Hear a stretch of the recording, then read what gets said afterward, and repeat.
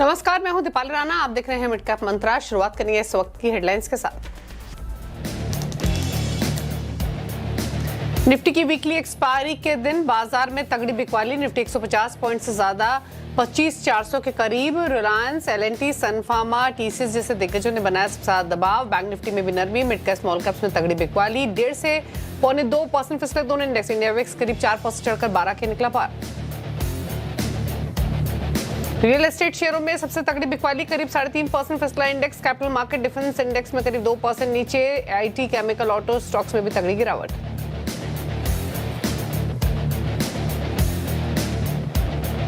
नतीजे के बाद एलटीए माइंट्री का स्टॉक टूटा। शेयर 7% टूटकर एक्सीडेंट ऑफ द डे बना। तीसरी तिमाही में कंपनी का मुनाफा 30% से ज्यादा घटा।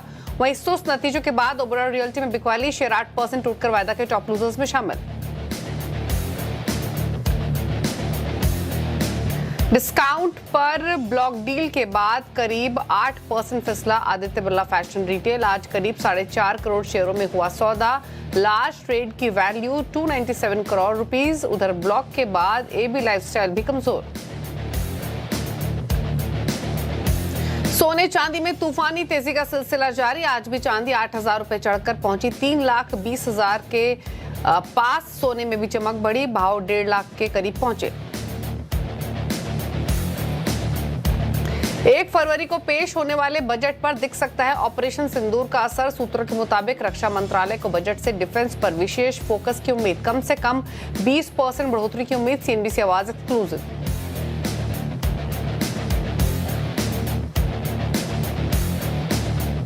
बीएसई एनएसई के बाद अब एमएसईआई में भी मिलेगा ट्रेडिंग का मौका। 27 जनवरी से शुरू होगी तीसरे एक्सचेंज एमएसईआई की शुरुआत। 1 फरवरी को बजट के दिन भी खुला रहेगा एक्सचेंज। सीएनबीसी आवाज की एक और एक्सक्लूसिव।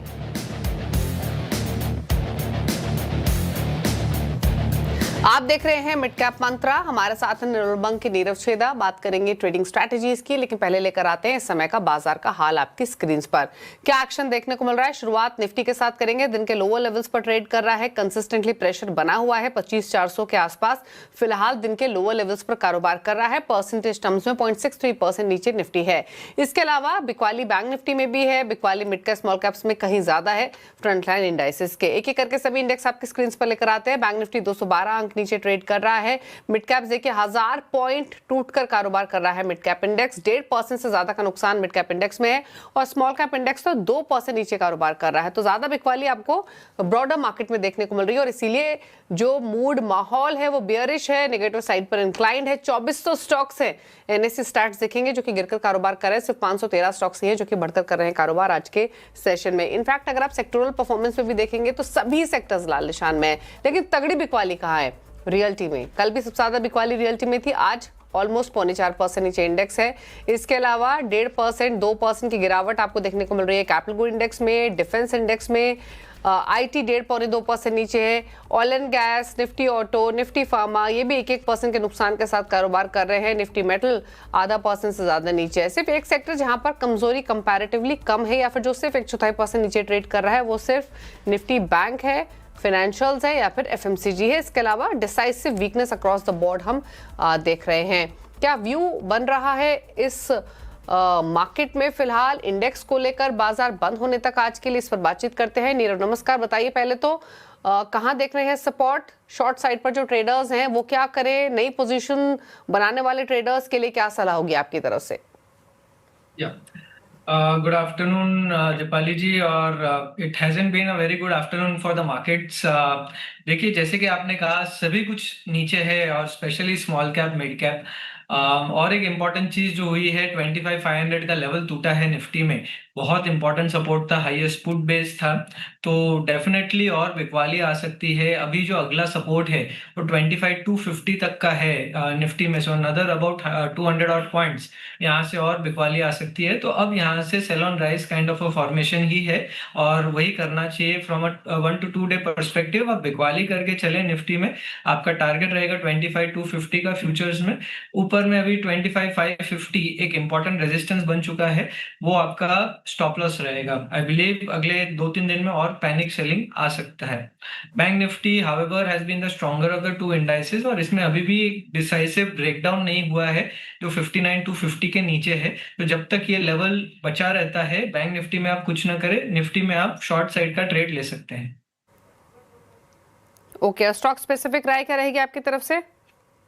देखिए, दोनों ही बिकवाली करने की राय है। पहला है फोर्टिस हेल्थ केयर। ये स्टॉक का फ्यूचर अब बिकवाली करके चल सकते हैं। इतना लंबा अपसाइड आने के बाद में एक ब्रेकडाउन आया है, और इम्पोर्टेंट सपोर्ट ब्रेक हुआ है 880 का फ्यूचर्स में, और उसके नीचे अब यहाँ से अराउंड 825 830 तक जा सकता है। तो वो टारगेट के साथ में आप बिकवाली करके चल सकते हैं। 882 का फ्यूचर में स्टॉप लॉस रहेगा। दूसरा जो सेल कॉल है वो सीमेंस में है। सीमेंस में भी एक ब्रेकडाउन आया है फ्यूचर्स में, और अब यहाँ से लग रहा है 2800 तक के लेवल्स नजर आ सकते हैं। तो 2800 के टारगेट के साथ में आप फ्यूचर बिकवाली करके चल सकते हैं। 2910 का आप स्टॉप लॉस लगाइए। ओके, चलिए, ये आपको ट्रेडिंग व्यू मिला है कुछ स्टॉक्स पर, लेकिन पेन मार्केट्स में अभी परसिस्ट कर सकता है। आने वाले सेशंस और पेनफुल रह सकते हैं, ये नीरव का मानना है। लेकिन चलिए अब लेकर आते हैं मिड कैप्स का हाल। इंडेक्स तो देखा ही, इंडेक्स में तो भारी प्रेशर है, 2% के आसपास का नुकसान स्मॉल कैप इंडेक्स में है। मिड कैप इंडेक्स भी 0.25% नीचे है। पॉकेट्स दिखाते हैं आपको। रियल्टी देखिए क्लियरली यहाँ पर सेल ऑफ काफी सीवियर है, और ओबेरॉय रियल्टी जैसे स्टॉक्स तो नंबर्स के बाद फिसले। एक्चुअली नंबर्स में अगर थोड़ा भी डिसअपॉइंटमेंट है ना, तो मार्केट इसी तरीके का पनिशमेंट दे रहा है। ओबेरॉय रियल्टी 8% उठा हुआ है, गोदरेज प्रॉपर्टीज 4% नीचे है, 5% नीचे प्रेस्टीज है। सुबह में 5% का नुकसान आज के सेशन में। सबसे ज्यादा गिरने वाला इंडेक्स इनफैक्ट आज के कारोबार में रियल्टी इंडेक्स ही है। पावर स्टॉक्स कमजोर, भेल 4.5% नीचे, साथ ही ABB India, CG Power, Siemens यहाँ भी 2.5 से 3% की गिरावट देखने को मिल रही है। इसके अलावा ऑयल एंड गैस स्टॉक्स में एचपीसीएल 2.5% नीचे, बीपीसीएल में 1.5% की कमजोरी, 2.25% नीचे पेट्रोनेट है। आईजीएल भी 0.5% नीचे रिकवर हुआ है थोड़ा डेज लो से। पीएसयू बैंक स्टॉक्स है, बैंक ऑफ इंडिया 4% नीचे, 2% नीचे central bank of India, UCO bank भी 2% नीचे, 0.25% नीचे कैनरा बैंक कारोबार करते हुए दिखाई दे रहा है। आज के कारोबार में आईटी में प्रेशर, एलटीआई माइंट्री नंबर्स के बाद कमजोर, 6.5% नीचे, 5% नीचे है बिरला सॉफ्ट, न्यूजन सॉफ्टवेयर 5% नीचे और 2.25% नीचे केपीआईटी टेक कारोबार कर रहा है आज के सत्र में। कुछ सेलेक्ट स्टॉक्स जो तेज है मिड कैप्स में, हालांकि नंबर काफी कम, बट स्टिल जहां डिसाइसिव थोड़ी बहुत बाइंग है वो दीपक नाइट्राइट 4.4% ऊपर है, डालमिया भारत 2% ऊपर, 1% ऊपर भारतीय एक्सकॉम कारोबार कर रहा है। तो ये रहा मिड कैप्स का हाल। लेकिन अब मार्केट की नजरें बजट पर बनी हुई हैं। महज कुछ सेशंस बचे हैं, 1 फरवरी को बजट पेश होना है, और माना यह जा रहा है कि 1 फरवरी को पेश होने वाले बजट पर ऑपरेशन सिंदूर का असर दिख सकता है। सीएनबीसी आवाज को मिली एक्सक्लूसिव जानकारी के मुताबिक डिफेंस सेक्टर पर खर्च में बड़ी बढ़ोतरी के आसार हैं। क्या है और डिटेल समझते हैं लक्ष्मण रॉय से। लक्ष्मण, बताइए क्या एक्सपेक्ट करना चाहिए डिफेंस सेक्टर के लिए इस बार के बजट में? देखिए, जो मुझे सूत्रों से जानकारी मिली उसके मुताबिक इस बार बजट में डिफेंस सेक्टर को लेके अच्छा खासा आवंटन बढ़ने की उम्मीद है, क्योंकि जो डिफेंस मंत्रालय है उसने आवंटन बढ़ाने की सिफारिश की है। और उम्मीद ये की जा रही है कम से कम डिफेंस बजट में 20% की बढ़ोतरी आपको देखने को मिले पिछले साल के मुकाबले। बता दूं कि अभी डिफेंस का बजट 6.8 लाख करोड़ रुपए है, और पिछले बजट में इसमें 9.48% के आसपास की बढ़ोतरी की गई थी, यानी करीब 9.5-10% की। इस बार लेकिन उससे दोगुनी बढ़ोतरी यानी 20% बढ़ोतरी की उम्मीद की जा रही है। इसके पीछे असली वजह है ऑपरेशन सिंदूर। दरअसल ऑपरेशन सिंदूर के दौरान जिस तरीके से डिफेंस इक्विपमेंट की जरूरत महसूस हुई, मॉडर्नाइजेशन की जरूरत महसूस हुई, उसको जल्द से जल्द पूरा करने पर जोर होगा। और जो डिफेंस बजट बढ़ाने की उम्मीद है उसमें सबसे ज़्यादा संभावना जताई जा रही है कि कैपिटल बजट पर ज़्यादा फोकस किया जाएगा, उसको ज़्यादा से ज़्यादा बढ़ाया जाए, R&D को बढ़ाया जाए, उस पर खर्च बढ़ाया जाए, और साथ ही साथ मॉडर्नाइजेशन पर विशेष फोकस किया जाए।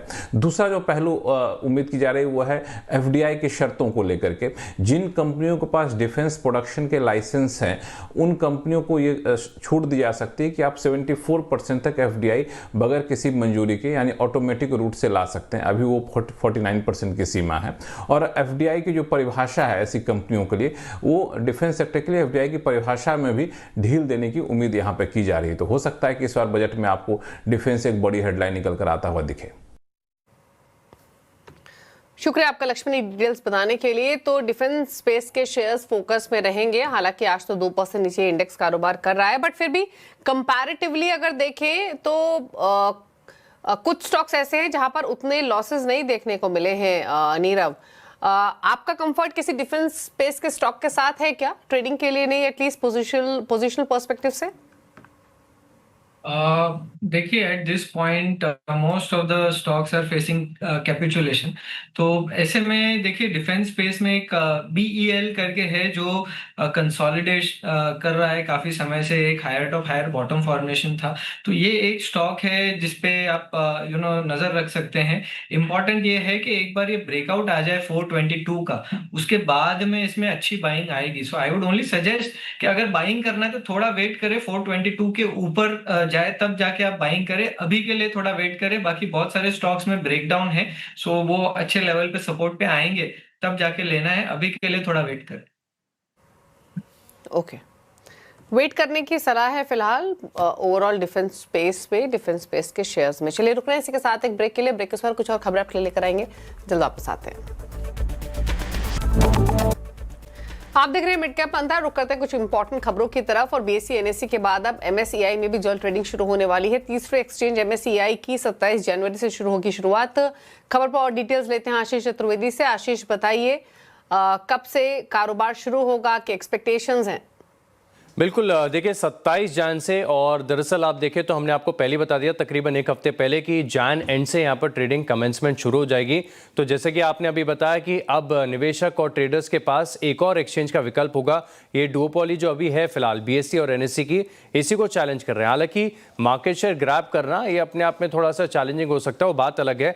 लेकिन अब बड़ी बात यह कि क्योंकि बहुत सालों से अवेटेड है, 27 जैन से फाइनली कमेंसमेंट हो जाएगी ट्रेडिंग की। और काफ़ी लंबे समय से अगर आप देखें तो एक्सचेंज तैयारी कर रहा है अपने टेक्नोलॉजिकल प्लेटफॉर्म के साथ में। और क्योंकि नया एक्सचेंज है तो लोगों के मन में डाउट यही आता है कि इसमें लिक्विडिटी कैसे होगी, इन्हें पूरी तरीके से फिल मिल पाएगा कि नहीं। तो इसी चीज़ को एड्रेस करने के लिए देखें तो तकरीबन एक हफ्ते पहले इस एक्सचेंज ने मार्केट मेकर्स की नियुक्ति की है। और साथ में अगर आप देखें तो 130 शेयरों की 130 स्टॉक्स की जो है लिस्ट जारी की है, जहां पर ये मार्केट मेकर्स लिक्विडिटी का जो सपोर्ट देंगे, और इसे लिक्विडिटी एनहांसमेंट स्कीम कहा गया है। अब मार्केट मेकर्स क्या करते हैं, दरअसल मैं आपको बता देता हूं कि एक स्क्रिप्ट में बाय और सेल दोनों साइड के कोड्स वो लगातार डालते रहते हैं। तो जिसके चलते अगर आपको ट्रेड करना है तो आपका जो ऑर्डर है वो एग्जीक्यूट हो जाता है, क्योंकि आपको मार्केट ब्रेथ थोड़ी सी बेहतर साइड पर देखने को मिलती है। ज़्यादा वाइड कोड्स यहाँ पर आपको नज़र नहीं आते। लेकिन साथ में अगर आप देखें तो जैसे कि मैंने आपको बताया कि बहुत लंबे समय से इसकी तैयारी देखने को मिल रही है, और बड़े ब्रोकर्स जो है इन्होंने यहाँ पर निवेश कर रखा है, जैसे ग्रो है, ज़ीरोधा है, और इन दोनों के पास देखें तो सब्सटैंशियल क्लाइंट का बेस है। तो ये दोनों ने तकरीबन आप देखें तो बड़े अमाउंट को निवेश किया है। इससे पहले आपको याद होगा दिसंबर 2024 में, और फिर उसके बाद अगस्त 2025 में तकरीबन 1240 करोड़ इस एक्सचेंज ने जुटाए थे। और वहाँ से आप देखें तो लगातार टेस्टिंग की गई। लेकिन मच अवेटेड बड़ी बात यह है कि 27 जैन से यहाँ पर ट्रेडिंग शुरू हो जाएगी, और 1 फेब को बजट स्पेशल जो ट्रेडिंग सेशन होता है जैसे NSE और BSE में होता है, सिमिलरली आपको मेट्रोपॉलिटन स्टॉक एक्सचेंज में भी नजर आएगा। ओके, शुक्रिया आपका आशीष, ये डिटेल्स बताने के लिए। तो जल्द MSCI पर ट्रेडिंग शुरू होते हुए दिखाई देगी। कारोबार किस तरीके से होगा, कब से शुरुआत होगी, वो तमाम डिटेल्स आपको बताई गई। लेकिन इस बीच कुछ स्टॉक्स आपके स्क्रीन पर लेकर आते हैं। एक बार लेकर आते हैं टाटा कंज्यूमर का शेयर, और स्टॉक में कुछ समय पहले ही एक अच्छी बाइंग देखने को मिली, और अब दिन के ऊपरी स्तरों पर आकर ये कारोबार कर रहा है। तो एक अच्छा मोमेंटम स्टॉक में बनते हुए दिखाई दे रहा है। दिन के हाई पॉइंट पर अब टाटा कंज्यूमर का स्टॉक कारोबार करते हुए 2% की तेजी के साथ ट्रेड कर रहा है। अच्छा मोमेंटम, इस पर एक राय भी ले लेते हैं। नीरव, देखिए एक बार टाटा कंज्यूमर को बताइए क्या व्यू होगा। देखिए, one of the few stocks जो काफी समय से कंसोलिडेशन में था, और अभी जाके एक ब्रेकआउट दिख रहा है स्टॉक में about the 1190 levels. Current level से नियर टर्म के लिए बाय करा जा सकता है। 1250 के टारगेट के साथ में इसे बाय करा जा सकता है। नीचे में 1180 का स्टॉप लॉस लगाइए। ओके, चलिए रुक एक ब्रेक के लिए, जल्द वापस आते हैं एक छोटे से ब्रेक के बाद। आप देख रहे हैं मिड कैप मंत्रा। इक्विटी मार्केट का हाल तो आपने देखा ही, बेहाल है। चौतरफा गिरावट आज के कारोबार में देखने को मिल रही है। मिड कैप स्मॉल कैप्स की हालत ज्यादा खस्ता है, लेकिन बाइंग कहीं है तो वो है सोने और चांदी में, जहां पर कंसिस्टेंट तेजी बनी हुई है। ये गोल्ड इंटरनेशनल मार्केट्स में $4720 प्रति ऑन्स पर ट्रेड कर रहा है। घरेलू बाजार में भी 2.25% ऊपर आज भी अगेन प्राइसेस है। कल भी 2500 बढ़ा था, आज भी 2500 से ज्यादा की तेजी है। अब ऑलमोस्ट 1.5 लाख के आसपास आकर कारोबार कर रहे हैं सेंसेक्स पर गोल्ड। चांदी में तेजी थमने का नाम नहीं ले रही है। कल 6% का उछाल, आज वापस 10,000 ऊपर भाव कारोबार कर रहे हैं। यहाँ पर लगभग 3% की तेजी देखने को मिल रही है। 3,20,000 के आसपास चांदी कारोबार करते हैं। और जब तक ये ट्रेड टेंशंस बनी रहेंगी, जब तक यूरोप और यूएस के बीच में जो नया टसल इमर्ज हुआ है ये बना रहेगा, तब तक कंसिस्टेंटली यहाँ पर बाइंग सपोर्ट हमने आते हुए देखा है। चांदी के लिए तो इनफैक्ट कई सारे और ऐसे फैक्टर्स रहे हैं जिसने सपोर्ट किया है, फिर चाहे वो सप्लाई डेफिसिट हो, स्ट्रॉन्ग इंडस्ट्रियल डिमांड ही क्यों ना हो।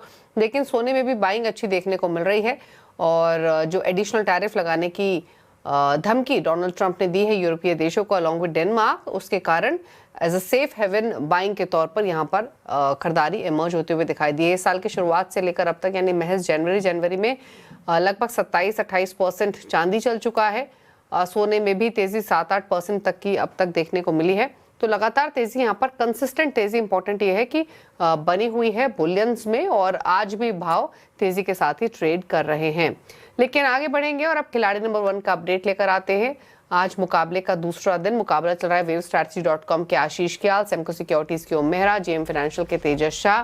रिटर्न की स्थिति आपकी स्क्रीन पर, जहां पर नेगेटिव रिटर्न्स 2 एक्सपर्ट्स की तरफ से आते हुए। एक ब्रेक के लिए रुक रहे हैं। ब्रेक के उस पर आप देखें न्यूयॉर्क कंपनी, जहां आज हम आईपीओ पर बातचीत करेंगे शेडोफेक्स टेक्नोलॉजीज के फाउंडर और सीईओ अभिषेक बंसल के साथ ही कंपनी के को फाउंडर और चीफ टेक्नोलॉजी ऑफिसर वैभव खंडेलवाल से भी करेंगे खास बातचीत। इसके अलावा नंबर्स पर एलटीआई माइंट्री के सीएफओ विपुल चंद्रा भी हमारे साथ मौजूद रहेंगे, उनसे भी करेंगे बातचीत। लेकिन एक छोटे से ब्रेक के बाद अब देखिए न्यूयॉर्क कंपनी। नमस्कार।